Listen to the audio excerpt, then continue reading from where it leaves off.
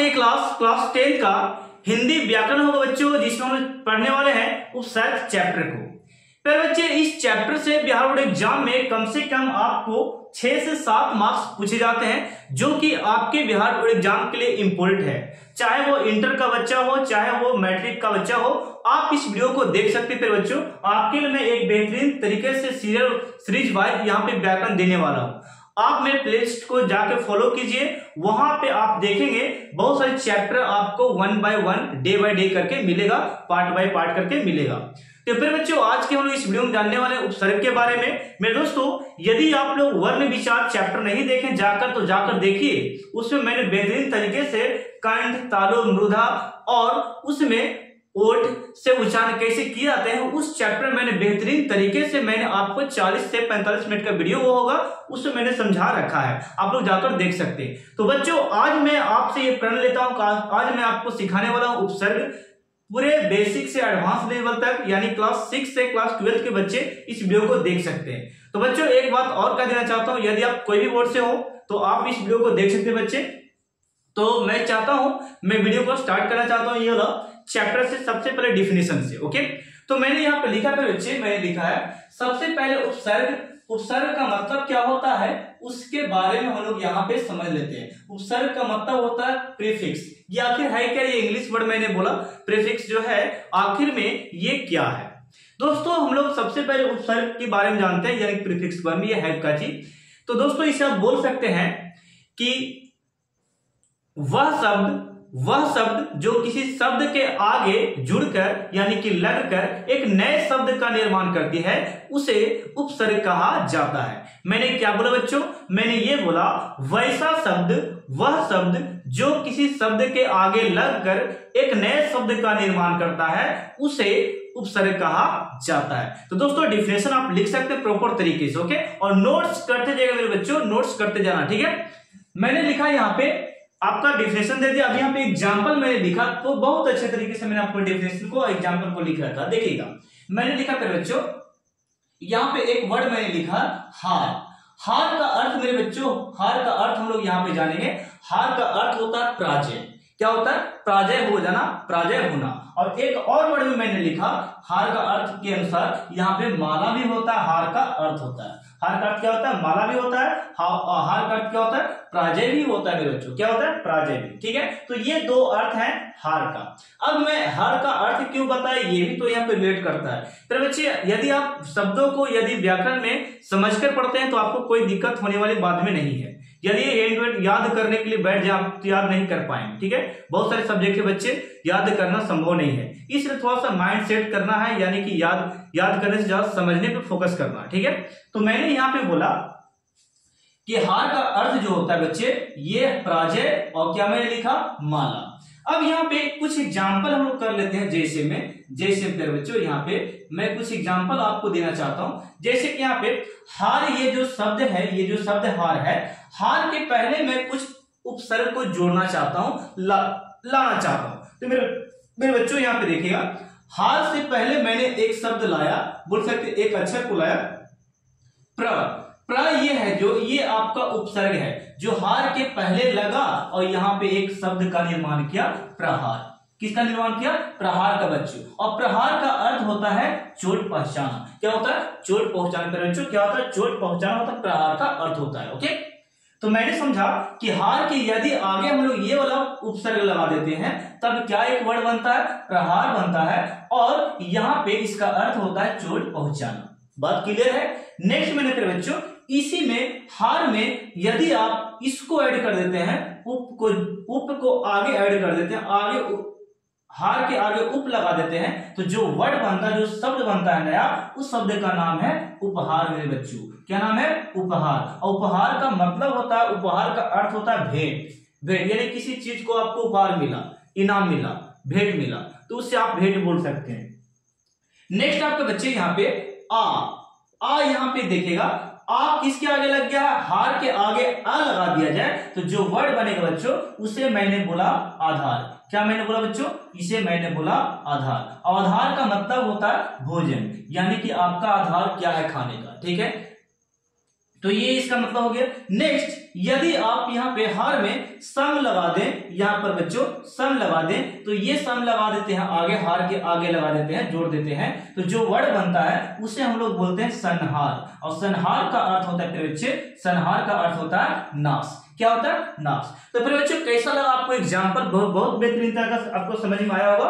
मैंने अर्थ भी बताया, उसका वर्ड को जोड़कर भी बताया, और क्या लगता है प्रत्यय वो भी मैंने बताया। तो ये सारे प्रत्यय हैं जो कि मैं आपको बेहतरीन तरीके से 1 बाय 1 करके पढ़ाने वाला हूं। ठीक है, आप लोग वीडियो को अंत तक बने रहेगा और वीडियो को जरूर शेयर करना बच्चे, जरूर शेयर करना। ठीक है, चलिए अब यहाँ पे नेक्स्ट टाइप जो आपका आने वाला है उपसर्ग के प्रकार में बच्चों। उपसर्ग के प्रकार कितने होते हैं या क्या है? तो मैंने बच्चे यहाँ पे लिख रखा है उपसर्ग का जो प्रकार है। 4 तरह से हम लोग उपसर्ग को पढ़ते हैं, 4 नहीं 6 तरह से पढ़ते हैं, लेकिन मैंने यहाँ पे 4 तरह से ही लिखा है। ठीक है, तो यहाँ बच्चों यहाँ पे सबसे पहला है उपसर्ग के प्रकार में हम लोग संस्कृत वे में, संस्कृत के रास्ते, संस्कृत के द्वारा ही उपसर्ग को भी पढ़ते हैं। ओके, और नेक्स्ट आपका इसका प्रकार है हिंदी उपसर्ग, जो कि हम लोग यहाँ पे इस वीडियो में देखने वाले हैं। हिंदी के अकॉर्डिंग हम लोग पढ़ेंगे इस वीडियो में। ठीक है, आप यदि कमेंट करते बच्चों तो मैं आपको संस्कृत वाला भी पढ़ा सकता हूँ। ठीक है, कोई दिक्कत इसमें नहीं होगा। तो मैं स्टडी कराने वाला हूँ आपको हिंदी उपसर्ग के बारे में, तो इस वाला को हम लोग स्टडी करेंगे। और इसका थर्ड प्रकार आपका जो है अंग्रेजी व्याकरण है बच्चों। क्या है? अंग्रेजी व्याकरण है। और इसमें चौथा जो प्रकार आपका है उर्दू उपसर्ग है, जिसमें आपका ऐड रहता है अरबी और ऐड रहता है क्या? फारसी। ओके, ये दोनों ऐड रहता है उर्दू में, यानी ये दोनों रिलेट करके उनको पढ़ना होता है उपसर्ग में। ठीक है, तो मैंने यहाँ पे क्रम लिया आपको, यानी कि बताने का, समझाने का प्रयास किया इस वीडियो में हिंदी उपसर्ग के बारे में। मैं इस चैप्टर में आपको स्टडी कराऊंगा। तो मैं यहाँ पे कुछ एग्जांपल आपको देना चाहता हूँ, कुछ एग्जांपल पेश करना चाहता हूँ। जैसे कि देखिएगा मैंने एग्जांपल लिख रखा बच्चे, जैसे कि अन्याय ये वर्ड हो गया, अन्याय एक शब्द हो गया। अन्याय बच्चों, अन्याय एक शब्द है। अन्याय का मतलब यहाँ पे देखिए, अन्याय में क्या लगा, यानी कि न्याय, न्याय यानी कि न्याय दिलाना किसी को। ठीक है, तो न्याय, अन्याय के आगे यहाँ पे लगा हुआ है आ, यानी कि ये आपका प्रत्यय है बच्चों। क्या प्रत्यय है? अन्याय का क्या लग गया? आ प्रत्यय है। और अचल में क्या प्रत्यय है? तो आ प्रत्यय है। अभागा में क्या प्रत्यय है? तो आ प्रत्यय है। आप लोग समझ रहे हैं? सॉरी, प्रत्यय नहीं बच्चों, उपसर्ग, उपसर्ग बोलेंगे। यानी कि अन्याय में उपसर्ग क्या है? और अचल में उपसर्ग क्या है बच्चों?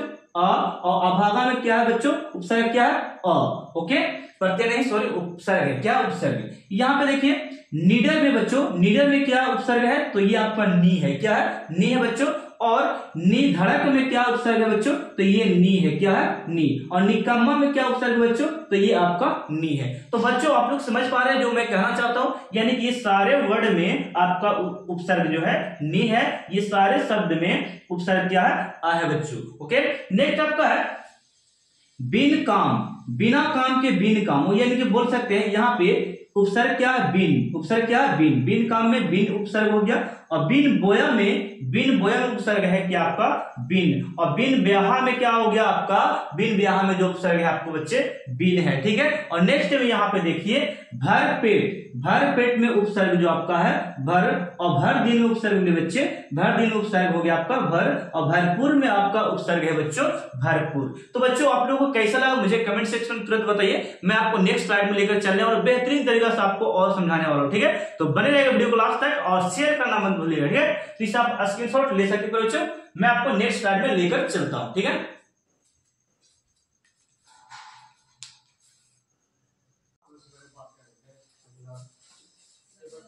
तो दोस्तों अब हम लोग नेक्स्ट स्लाइड में चला है। तो बच्चों अभी मैंने समझाया था उपसर्ग के प्रकार और उपसर्ग के एग्जाम्पल।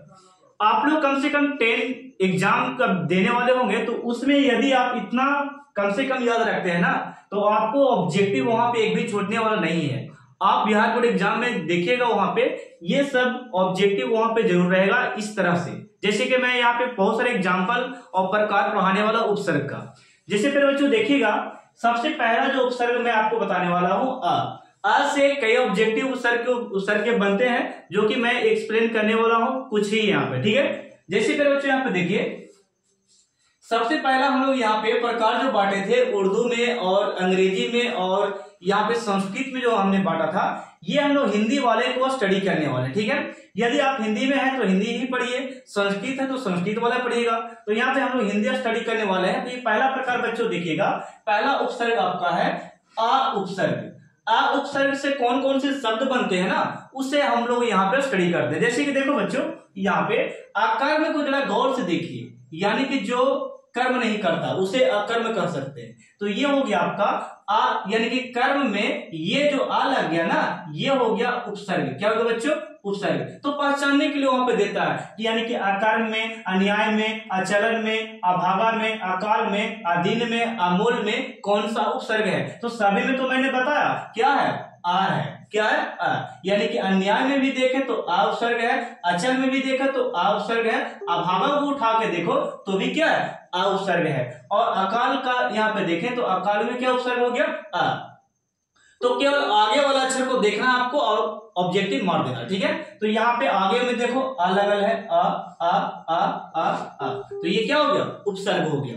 अब यहाँ पे सेकंड में मैं समझाता हूं आपको, यहाँ पे देखिएगा अध उपसर्ग को, यानी कि ये भी इंपोर्टेंट आपके बोर्ड एग्जाम में। तो अध उपसर्ग वाले देखिएगा, अध उपसर्ग का यहाँ पे अधमरा, यानी कि मरा में लगा हुआ है अध, मरा में क्या लगा हुआ है, अध, तो ये उपसर्ग हो गया। यानी कि अध जला, अध जला में यानी कि जला में क्या लगा है, अध, तो ये भी एक प्रकार का उपसर्ग हो गया। और यहाँ पे अध या अधपका, अधपका में यानी कि पक्का में लगा हुआ अध, तो ये अध जो आपका है ये एक प्रकार क्या हो गया, उपसर्ग हो गया बच्चों।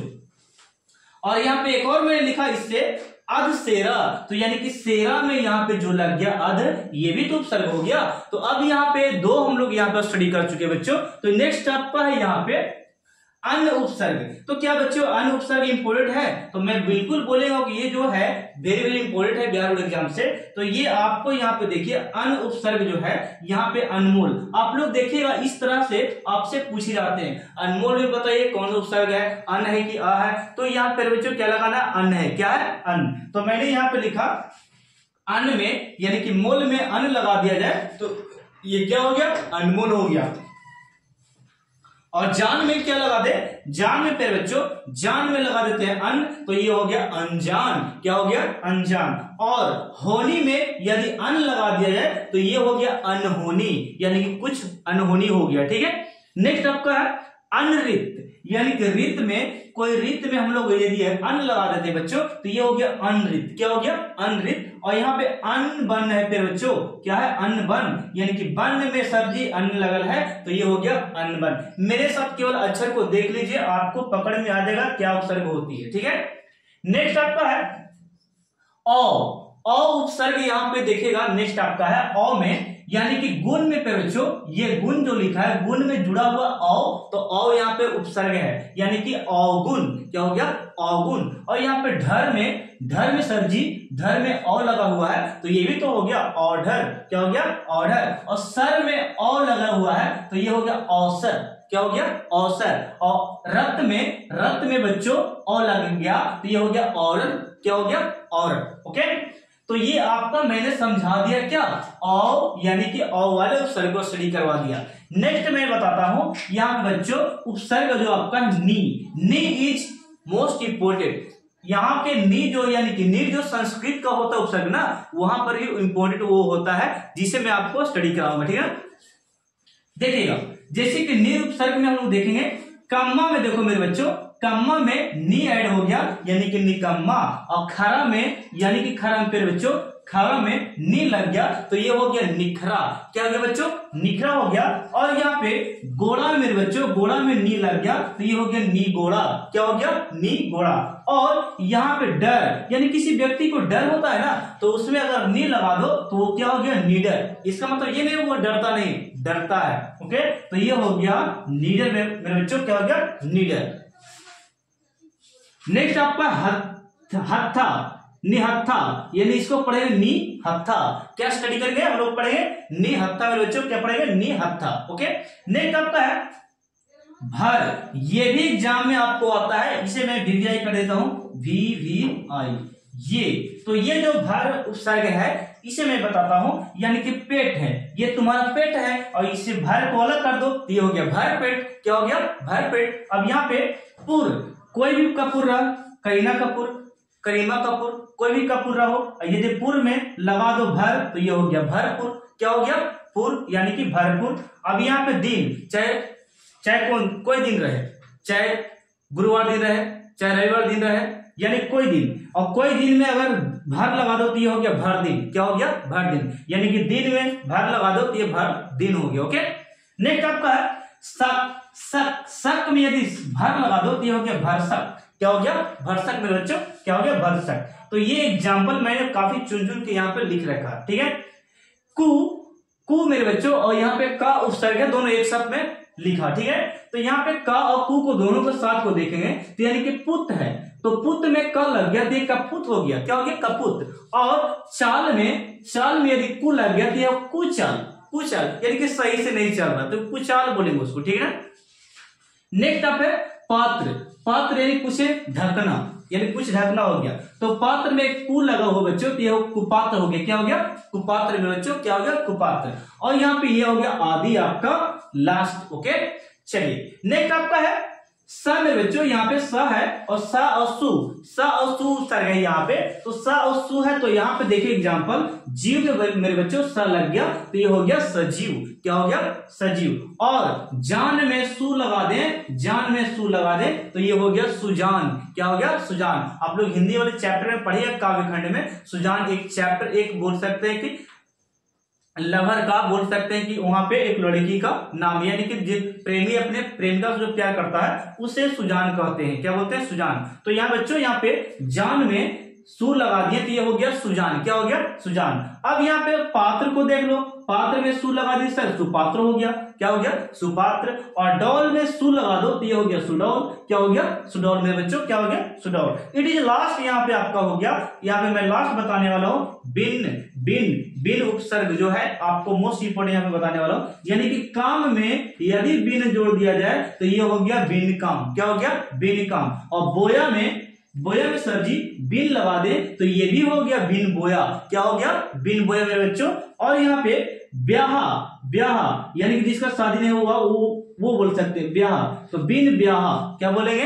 बिन ब्याह। नेक्स्ट आपका देखा। देखा में बिन लग गया तो ये हो गया बिन देखा मेरे बच्चों। क्या हो गया? बिन देखा। और चखा, चखा में सर जी चखा में बिन लगा दो तो ये हो गया बिन चखा, यानी कि बिना चखे।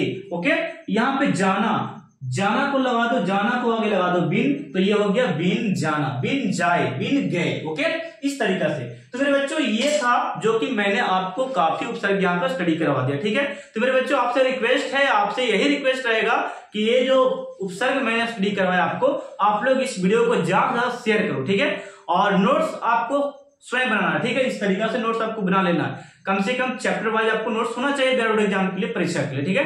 तो मिलते हैं नेक्स्ट चैप्टर में। आपको मैं 2 चैप्टर यहाँ पर स्टडी करवा चुका हूं आपको, वर्ण, वर्ण विचार आपको, और ये आपका उपसर्ग हो गया खत्म। अब नेक्स्ट आपको पार्ट आने वाला है, चैप्टर आने वाला है प्रत्यय, वो भी भयानक आएगा, इसी तरीके से आने वाला है, तो आप लोग देखना मत भूलिएगा। तो अभी प्यारे बच्चों एक आपसे यही रिक्वेस्ट है कि आप लोग जब इस वीडियो को छोड़िएगा तो उसके बाद आप लोग वीडियो को जरूर शेयर कीजिए, ठीक है, ताकि पता चले कि शेयर लिस्ट में कितने बच्चे हैं और सब्सक्राइब करने वाले कितने बच्चे, ठीक है, और फॉलो करने वाले। तो मिलते हैं नेक्स्ट पार्ट में, तब तक के लिए थैंक यू, धन्यवाद। आप लोग भी इस स्क्रीनशॉट ले सकते हैं, ठीक है, स्क्रीनशॉट लेकर इसे नोट्स कर लीजिएगा।